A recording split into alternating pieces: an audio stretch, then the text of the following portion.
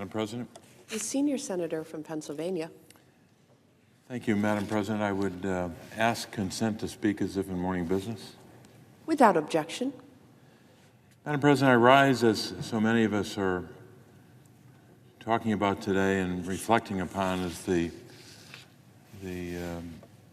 massacre in Newtown, Connecticut, Sandy Hook Elementary School 10 years ago today.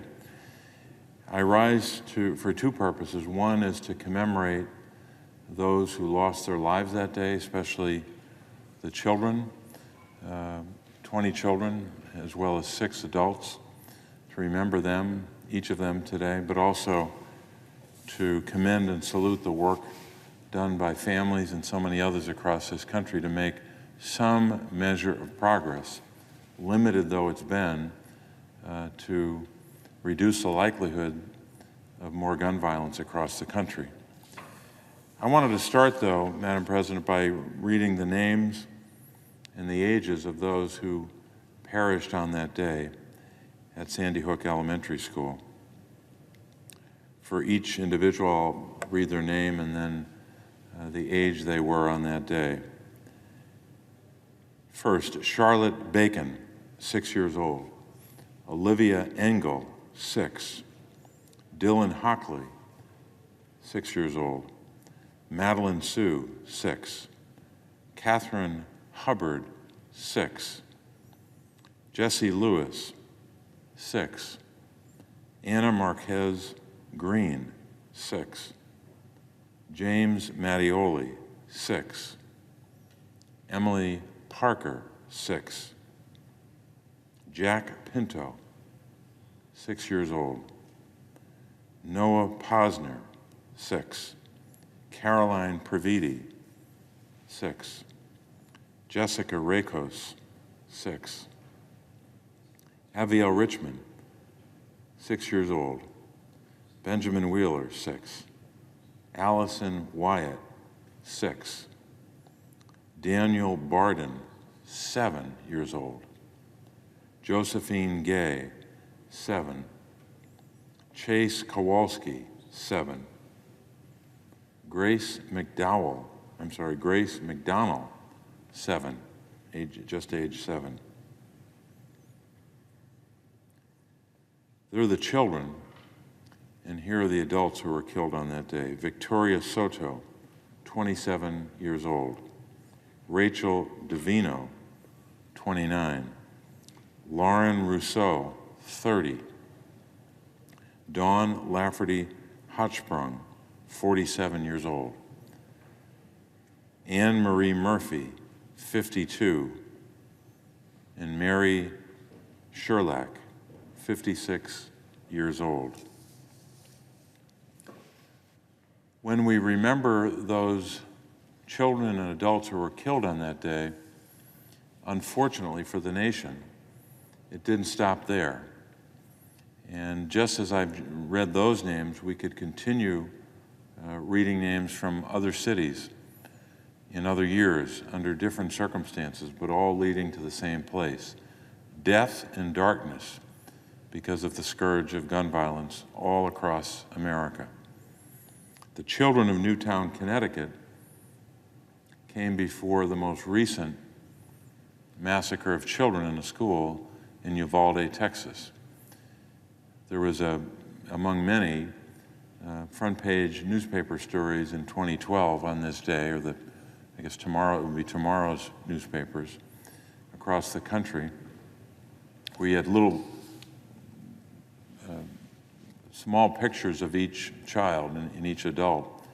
I saved one from the Wall Street Journal, and then later it was on my desk for a long time, and then ultimately had it matted. But I still have one just from May of this year that is still in its newspaper form from Uvalde, Texas. Same newspaper, the Wall Street Journal, but you could pick any paper in the country in 2012 or this past year. That tells us all we need to know.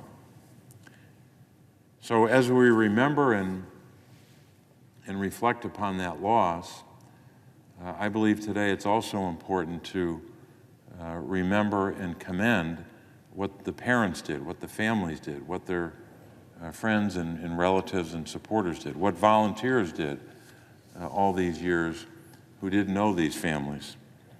But let me start with the parents. These parents, of course, were consumed by grief, as anyone would be. But somehow,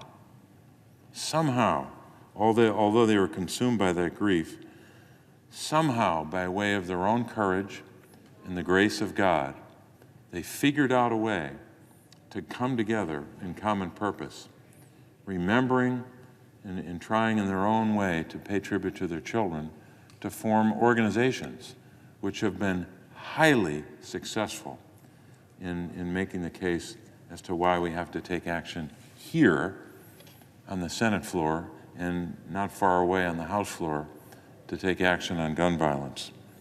For example, groups like the Sandy Hook Promise and Newtown Action Alliance and so many others, and related groups that have sprung up, got involved in the debate, made the case to legislators personally, parents burdened by their own grief, but making the case to legislators.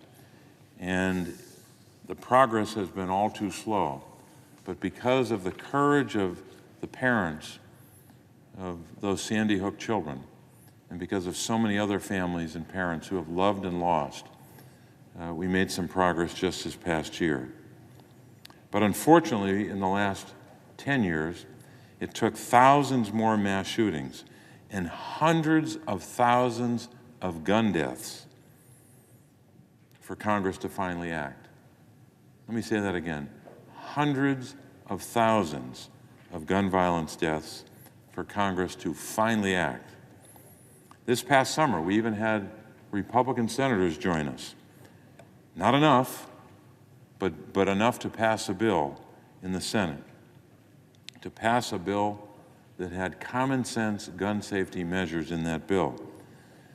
This bill that passed this summer not only will save lives, but there's some evidence it's already doing that by some of the data and the analysis done by law enforcement. But this bill, if anyone is being honest about it, this bill, this effort, this ongoing effort to reduce gun violence deaths has to be just the beginning, the very beginning of our work. People are still being killed and injured by gun violence every day in cities and communities all across the Commonwealth of Pennsylvania and across the nation. We owe it to the families of those 20 children and those 6 adults who died in Newtown, Connecticut at Sandy Hook Elementary School, and so many other places that we can name and catalog here today. And because of the length of that list, we don't have time to go through all of them today. So we have work to do to make sure that we not only pay tribute to those families who have loved and lost and done so much to help other families, but we owe so much to them in the form of passing legislation. We have to continue to make sure that those who lost their lives on that awful day, a day that most Americans will never forget, we have to make sure that all the efforts that their parents undertook, that their family members undertook, will not be in vain. We have more work to do to pass common sense gun safety measures.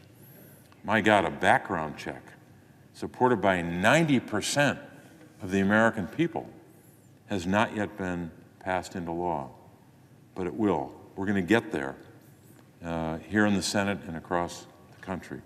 So we have more work to do, but on this day, as we commemorate and reflect on those young souls we lost, we also have to be positive about what their families have done since that day, showing uncommon courage and dedication to their, not just the memory of their children, but to the betterment of the country as a whole. Madam President, I would yield the floor and note the absence of a quorum. The clerk will call the roll.